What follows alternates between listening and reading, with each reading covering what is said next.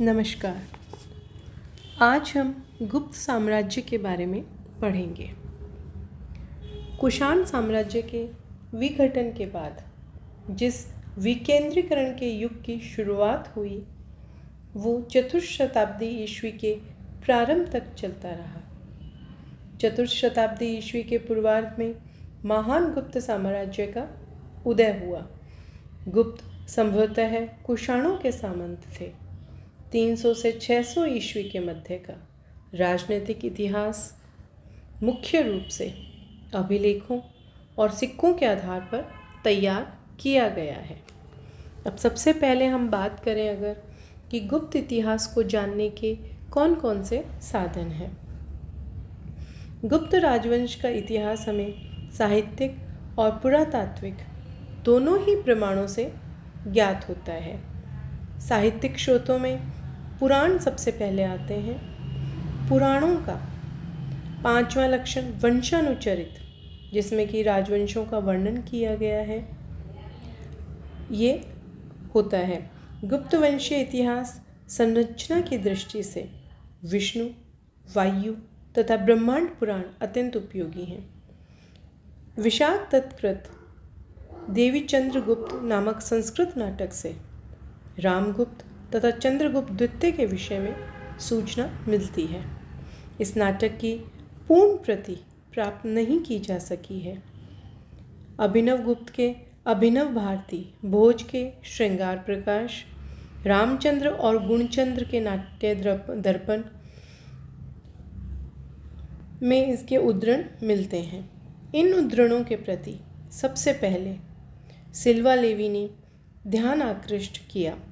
कालिदास जो है इनके नाटकों तथा रचनाओं से गुप्त युगीन समाज और संस्कृति पर सुंदर प्रकाश पड़ता है। शूद्रकृत मृच्छकटिक तथा वात्सायन के कामसूत्र से गुप्तकालीन शासन व्यवस्था तथा मुख्य रूप से नगर जीवन जो है इस पर काफ़ी सामग्री प्राप्त होती है।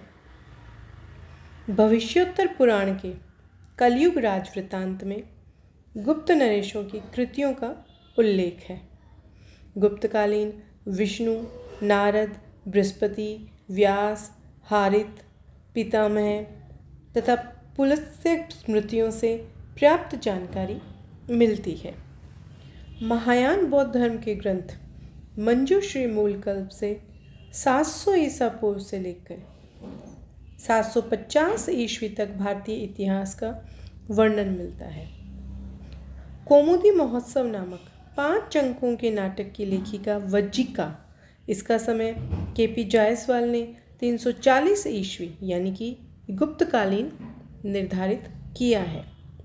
कामंदक नीतिसार की रचना ये भी संभवतः चंद्रगुप्त द्वितीय के समय उसके प्रधानमंत्री शिखर ने की थी। नीतिसार जो है इसका जो विषय जो है वो राजनीतिक है। जैनों के हरिवंश पुराण तथा तिलोयपंथी से भी गुप्तकालीन कालानुक्रम उपलब्ध होता है। भारतीय साहित्य के अतिरिक्त विदेशी यात्रियों के जो विवरण हैं उनसे भी गुप्त इतिहास के पुनर्निर्माण में सहायता मिलती है। 3वीं और 8वीं शताब्दी के मध्य बड़ी संख्या में चीनी यात्रियों ने भारत आकर बौद्ध ग्रंथों का संकलन किया। 5वीं शताब्दी में चीनी बौद्ध यात्रियों का पराकाष्ठा का युग कहा जा सकता है। फाइयान प्रथम चीनी बौद्ध यात्री था तथा लगभग 1 दशक तक भारत में रहा। इस क्रम में उसने उत्तर पश्चिम से लेकर गंगा के मैदानी इलाकों तथा ताम्रलिप्ति बंदरगाह तक भ्रमण किया। चीन लौटकर वह जीवन पर्यंत भारत से संग्रह किए बौद्ध ग्रंथों का अनुवाद करता रहा। उसका जो वृतांत है जो कि जिसे फोकाओ की कहा जाता है, 6ठी शताब्दी ईस्वी में कॉस्मस का क्रिश्चियन टोपोग्राफी प्रसिद्ध है। वह एक व्यवसायी था जिसने भारत सहित कई क्षेत्रों की लंबी लंबी यात्राएं की तथा अंत में परिवारजक बन गया।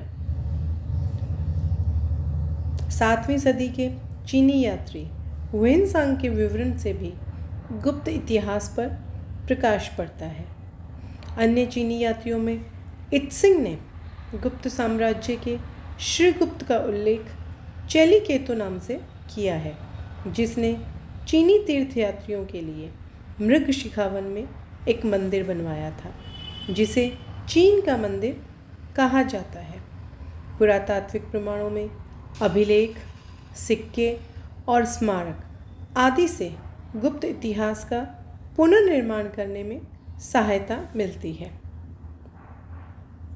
गुप्तकालीन अनेक अभिलेख जो हैं उनमें रानियों के नाम भी अंकित मिलते हैं।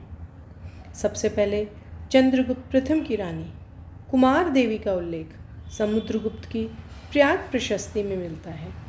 गुप्तों के समकालीन वाकाटक, कदम, वर्मन तथा हूणों द्वारा निर्गत पृष्ठीय तथा ताम्र अभिलेख भी महत्वपूर्ण हैं। इन अभिलेखों को सार्वजनिक संवाद के लिए प्रयुक्त जनसंपर्क माध्यम के रूप में भी देखा जा सकता है।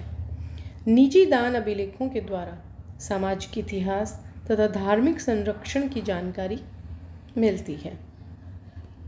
गुप्त शासकों ने दिनार कहे जाने वाले सिक्कों को बड़ी मात्रा में चलाया, जिनके अग्रभाग पर शासक का चित्र तथा पृष्ठभाग पर वृत्ताकार अभिलेख के साथ गरुड़, मयूर आदि का अंकन होता था।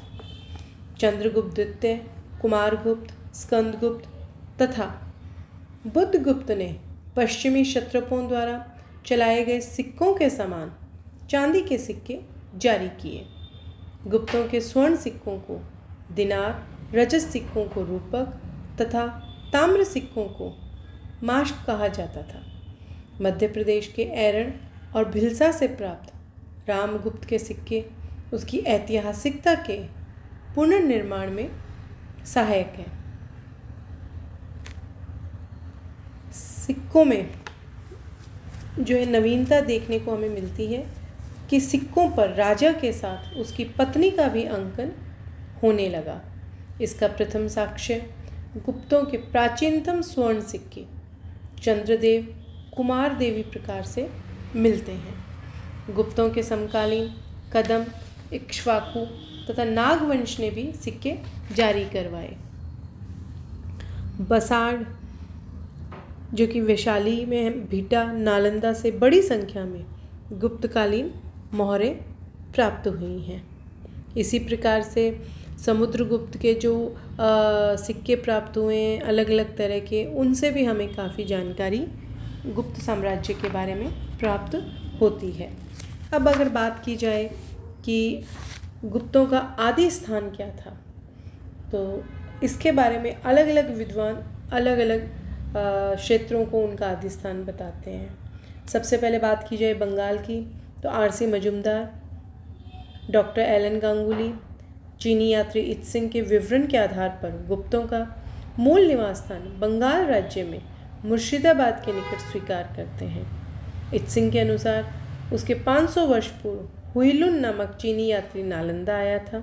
यहाँ चेलीकेतो यानी कि श्रीगुप्त नामक राजा ने चीन का मंदिर बनाया तथा 24 बड़े ग्राम दान में दिए। ये मंदिर मृगशिखावन में स्थित थे, जो नालंदा से 40 योजन पूर्व की ओर गंगा नदी के किनारे स्थित था। कुछ विद्वान उत्तर प्रदेश बताते हैं गुप्तों का आदि स्थान, जिसमें श्री राम गोयल के मतानुसार गुप्तों का आदि निवास पूर्वी उत्तर प्रदेश था। उनके अनुसार किसी वंश के प्रारंभिक अभिलेख और मुद्राएं जिस प्रदेश से प्राप्त होती हैं वह उस वंश का आदि निवास स्थान होता है। गुप्तों के प्राचीनतम स्वर्ण सिक्के चंद्रगुप्त कुमार देवी प्रकार के हैं, जो अधिकांशतः पूर्वी उत्तर प्रदेश से मिलते हैं। गुप्तों के प्रारंभिक 8 अभिलेख भी पूर्वी उत्तर प्रदेश से मिले हैं। इनमें समुद्रगुप्त की प्रयाग प्रशस्ति सबसे महत्वपूर्ण है। इस मत का खंडन जो है वो इस आधार पर किया जा सकता है कि पूर्वी उत्तर प्रदेश से सबसे पहले चंद्रगुप्त द्वितीय तथा कुमारगुप्त के अभिलेख ही प्राप्त हुए हैं। समुद्रगुप्त की प्रयाग प्रशस्ति मूलतः एक अशोक स्तंभ पर है, जो मूलतः कौशाम्बी में स्थित था। समुद्रगुप्त, रामगुप्त, चंद्रगुप्त द्वितीय के अधिकांश लेख पूर्वी मालवा से मिले हैं। कुछ विद्वान मगध को इनका आदि स्थान बताते हैं, जिनमें वीसी पांडे, केसी श्रीवास्तव, एचसी राय चौधरी आदि विद्वान पुराणों के आधार पर गुप्तों का आदि स्थान मगध निश्चित करते हैं। वायु पुराण के अनुसार गंगा किनारे प्रयाग तथा साकेत और मगध के प्रदेशों का गुप्त वंश के लोग उपभोग करेंगे।